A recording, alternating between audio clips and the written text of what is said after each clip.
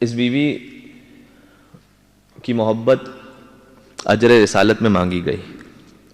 جو آپ یہاں تشریف فرمائے آج گویا اجر رسالت کو ادا کر رہے ہیں، اور یہ ایک واحد راستہ ہے ذات پروردگار تک پہنچنے کے لیے.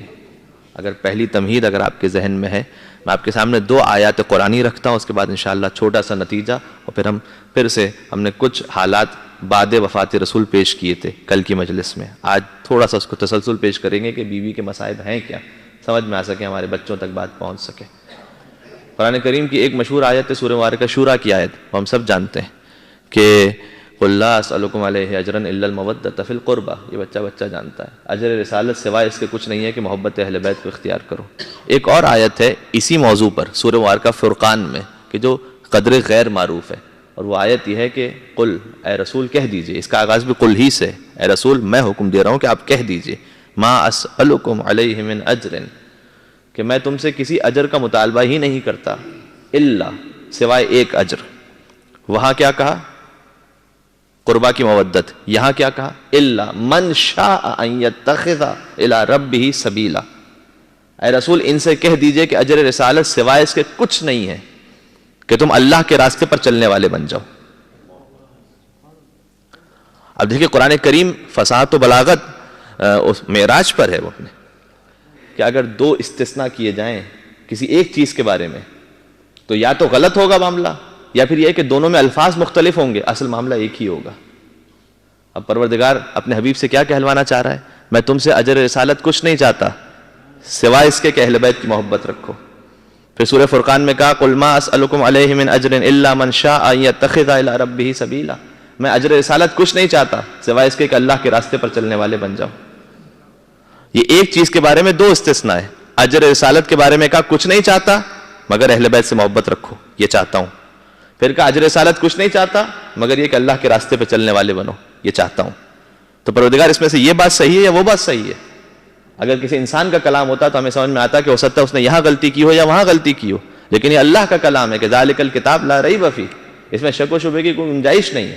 اس کا مطلب یہ ہے کہ پروردگار کہنا یہ چاہتا ہے کہ میں نے الفاظ دونوں مقامات پر الگ الگ استعمال کیے ہیں، الفاظ جدا جدا استعمال کیے ہیں، حقیقت میں دونوں ایک ہی چیز ہیں.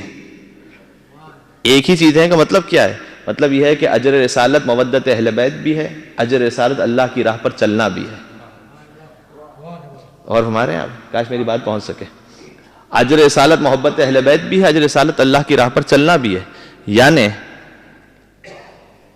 محبت اہل بیت اللہ کے راستے پر چلے بغیر مل نہیں سکتی، اور اللہ کا راستہ بغیر محبت اہل بیت کے حاصل ہو نہیں سکتا. صلوات بر محمد و آل محمد.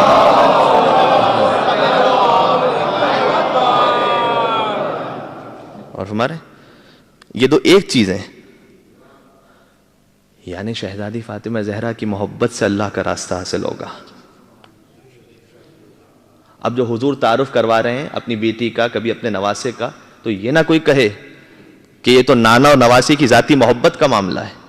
کوئی یہ نہ کہے کہ یہ تو باپ اور بیٹی کی محبت کا معاملہ ہے. جب حضور اپنی بیٹی کے استقبال کے لیے کھڑے ہو جائیں، بزرگ علماء کرام نے لکھا ہے اگر یہ فقط باپ کے دل میں بیٹی کی محبت کا معاملہ ہو تو پھر سنت رسول یہ بن جاتی ہے کہ ہر باپ کے لیے مستحب ہوتا اور سنت رسول ہوتا، اس لیے کہ ہر باپ اپنی بیٹی سے محبت کرتا ہے.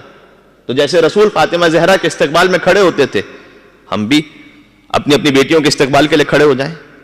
کیا کسی عالم نے، کسی مفتی نے، کسی فقیہ نے، کسی مرجع تقلید نے بات کہی ہے؟ نہیں کہی. باپ کے لیے مستحب نہیں کہ وہ بیٹی کے لیے کھڑا ہو جائے جیسے رسول کھڑے ہوتے تھے.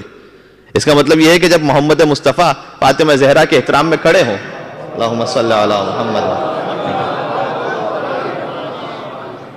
جب حضور اپنی بیٹی کے استقبال میں کھڑے ہوں، غور فرمائیے گا، تو کوئی یہ نہ کہے کہ باپ بیٹی کے لیے کھڑا ہو رہا ہے، یہ کہیے کہ رسالت محمد مصطفیٰ عصمت فاطمہ زہرا کے احترام میں بلند ہو رہی ہے، بلند ہو رہی ہے. یہ اللہم صلی.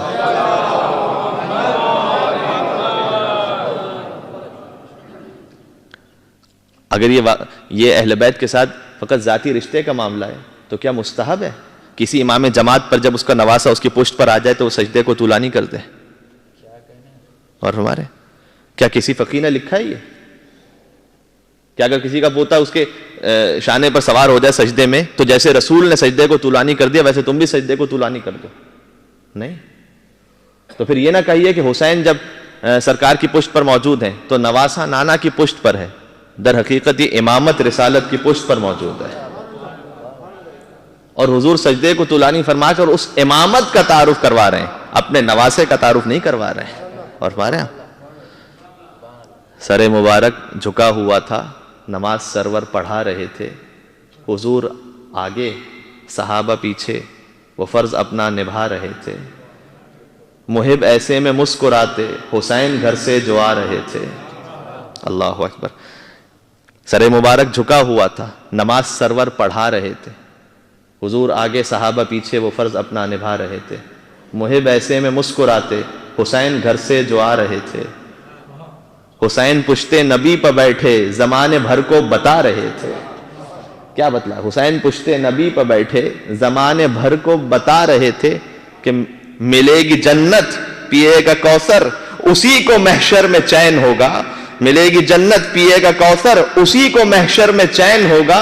نماز اسی کی قبول ہوگی کہ جس کے دل میں حسین ہوگا. اللہ اکبر، اللہ اکبر.